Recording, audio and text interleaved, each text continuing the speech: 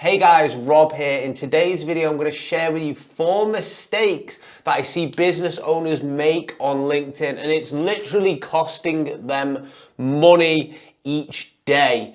And these are really popular mistakes. I guarantee you're making at least one of them because they're just so common.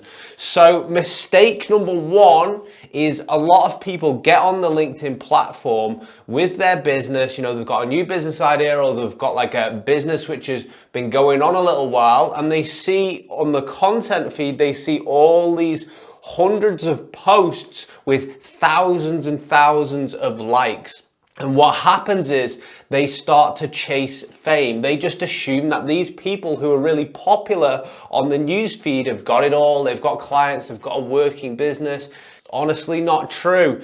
Big influencers get thousands and thousands of likes, but often they have lots and lots of followers and are LinkedIn famous, but they don't actually have a thriving business at all. In fact, most of these influencers with thousands of likes and tons of comments don't have any money in the pipeline. They don't have anything going for them. You know why I know this? Because a number of them have called me up and booked a call with me for me to consult with them. And I've spoken to people with 50,000 followers, 100,000 followers on LinkedIn.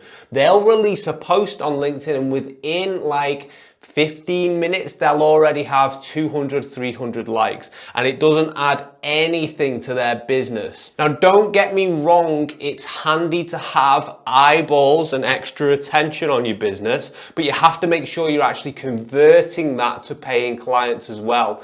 Don't just copy the strategies of these people who are making popular posts and getting thousands of likes. Often they've just got no money and no clients. Mistake number 2. Most people are not proactive with building relationships on the platform.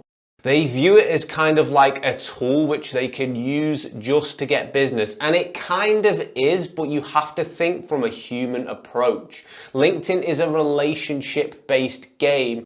And a lot of people invest their time into like automation tools, into just sending out 1,000 spammy requests a week and tons of different messages. But the fact of the matter is the platform has transformed over the last few years and it's become a relationship-based platform. You have to do things very naturally now. Most people aren't going to buy with you on the first message you send to them, the second message you send to them, the third message. Most people now buy from you between like touch point 8 and 15. They might have seen your content a little bit. They might have had a partial conversation with you. You might have followed up with them, and then they're warming up to you, and then from there they're getting interested in actually buying from you. So the big takeaway here is make sure you are following up with people, and make sure you're not always just badgering them and asking them to jump on a call with you so you can sell things to them.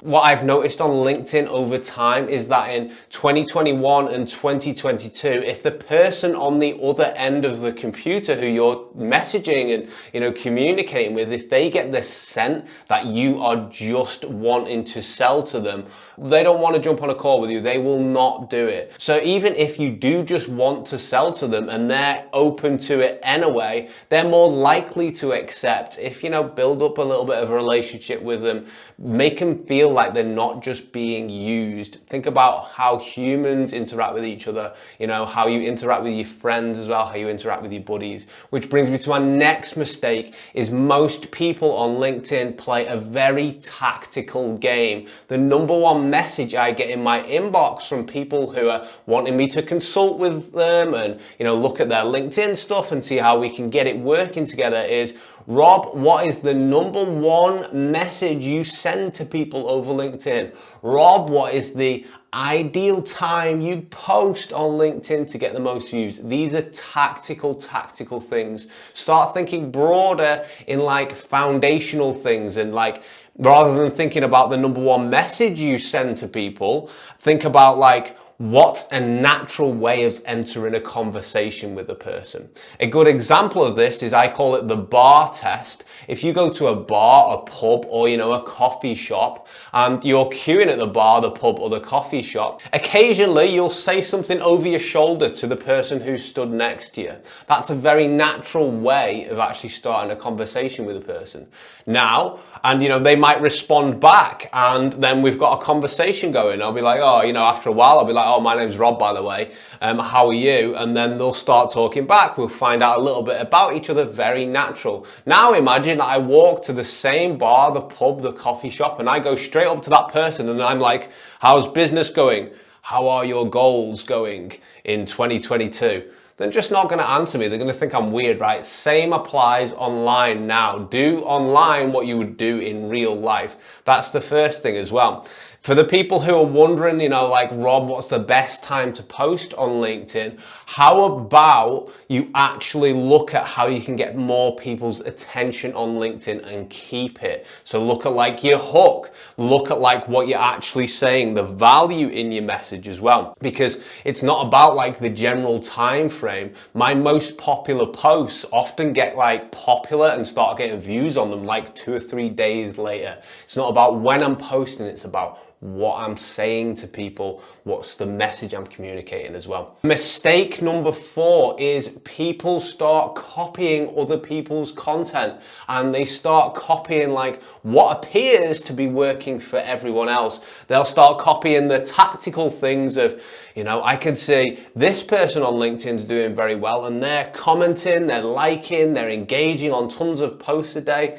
Don't play that game. If you play the same game as everyone else, you will get the same results of everyone else. And how do you even know they're doing well? Most people are kind of pretending to do well when in fact they're not doing very well at all. And that's just kind of like the hard, cold facts of the whole situation. So don't be just blindly copying people. You do your thing. You focus on bringing your own value to the table, because at the end of the day, you want to kind of go against the grain, which is what I've always done, which is why I've always demolished my competitors on LinkedIn and got the better results for clients than they've all got. It's just because I stay away from what they're doing, and when they zig, I zag.